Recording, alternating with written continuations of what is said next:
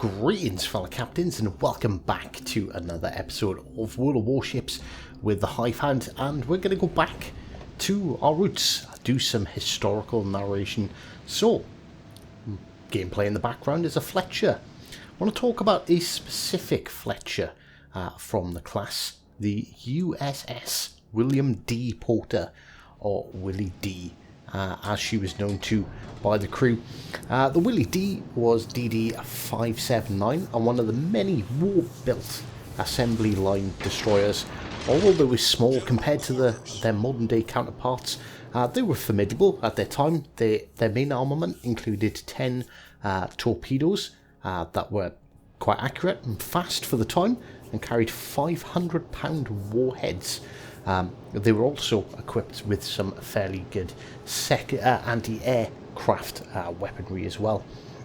So, commissioned in 1943 under the command of Commander Wilfred A. Walter, in November 1943 she was ordered to accompany the battleship Iowa on a secret mission across the Atlantic that the crew with the Willie Porter knew absolutely nothing about.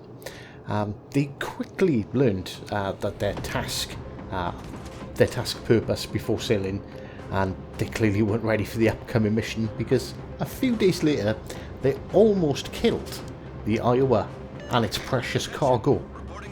Its precious cargo was none other than President Franklin D. Roosevelt and the Secretary of State Cordell Hull, as well as many high-level US naval officers. But this wasn't its only misfortune. It's arguably the most unfortunate, unlucky ship to ever be created. It began before it left dock. Its anchor accidentally caught on one of its sister ships, and including the railings and the captain's gag, and tore the side off, which the Willie D only suffered minor scratches to her anchor. But this marked the beginning of 2 years of absolute chaos. So about 24 hours later, after it had been commissioned and ripped apart its sister ship, it began to do the 4-ship convoy with the Iowa. All of the ships were under strict orders to maintain total silence as they sailed through the waters, as they suspected German U-boats were around. So the ships hopped to quick and quietly across the ocean undetected. Not long into the journey, there was a massive explosion that shook the entirety of the fleet. All of a sudden, ships immediately began anti-submarine movements. The chaos continued until the Willie D admitted that one of its depth charges had fallen off the stern of the ship. The safety on the charge has mistakenly not been set, and when it crashed into the rough sea, it detonated. Soon after this accidental discharge of a depth charge, a huge wave smashed into the side of the Willie D, basically stripping everything off its deck that wasn't tied down. A man was washed overboard and never seen again. I shouldn't have actually chuckled at that bit. As a result of the wave, the engine room lost power to one of its boilers. The mission, which had demanded total silence, turned into an hourly reporting fiasco from the Willie D to the Iowa. So, on the 14th of November, the 4 ships were just east of Bermuda when the presidents wanted to test the defences of the Iowa in the event that they came under an air attack.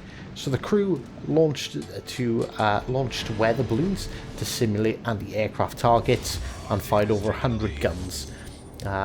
In command of the William D. Porter, Walter wanted to join in the fun, and to redeem himself for Willie D's earlier episodes, he sent all their men to battle stations. The Willie D crew started shooting at the Iowa's missed balloons that had drifted towards their ship, and down below the torpedo mounts, the crew prepared to take a practice shot at the Iowa, which was just 6,000 yards away. And during the live torpedo drills, primed, small explosive charge, all removed for practice. But one of the torpedo men forgot to remove the primer from one of the torpedo tubes. Just as the torpedo officer ordered the fake firing command, the successfully armed torpedoes whizzed across the sea straight towards the Iowa, endangering some of the world's most influential figures, including President Franklin D. Roosevelt. According to Bonner, a prominent historian who studied the Porter, the next 5 minutes aboard the Willie D was pandemonium. The crew ran around yelling conflicting orders, tried to think of the best way to contact the Iowa under their stringent orders of silence, then attempted flashlight signals indicating the wrong direction of course and signalled a full speed reverse. Willie D. Porter finally decided it was necessary to break mandatory silence and notified the Iowa just in the nick of time. When Roosevelt heard that a torpedo was zooming towards him, he asked to be moved with his wheelchair over the railings so he could see it. Fearing an assassination plot, the Iowa turned its guns towards the Willie D. Porter. However, the crisis ended when the torpedo finally detonated as it struck heavy waves created by the Iowa's wake. Walter reportedly answered with a meek, "We did it," when pressed. The entire crew was placed under arrest and sent to Bermuda to face trial. The first instance in US Navy history where the entire ship's crew had ever been arrested. One of the torpedo men, Lawrence Dawson, confessed to having accidentally left the primer in the torpedo tube and attempted to conceal the evidence by throwing the primer off the side of the ship. The inquiry proved that the situation was merely a string of unfortunate events and the information was not released to the public. Dawson was sentenced to 14 years of hard labour and the rest of the crew's careers were ended. But Roosevelt intervened, asking there to be no punishment to be levied on the crew for the series of accidents.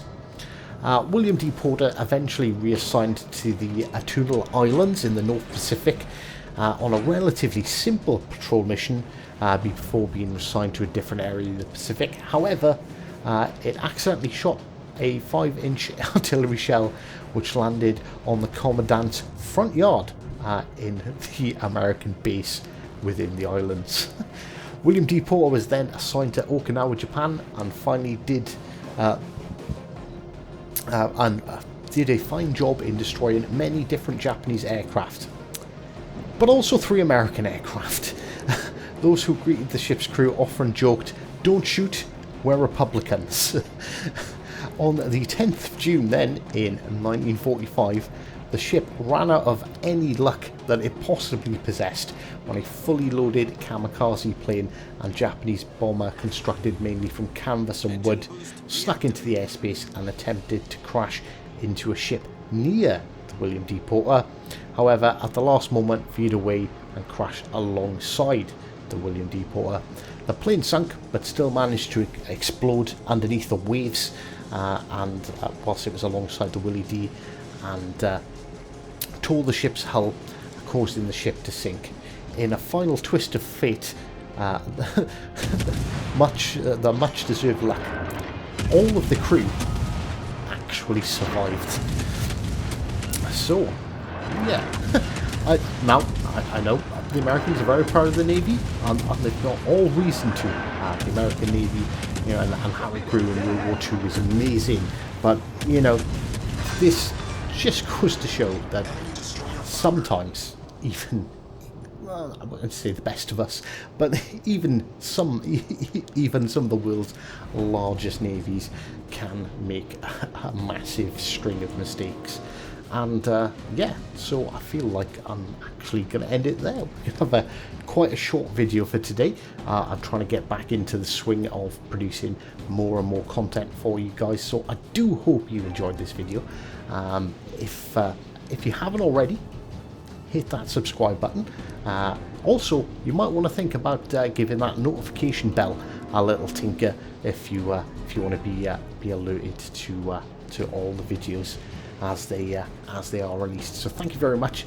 Thank you again for stopping by, and until next time, take care.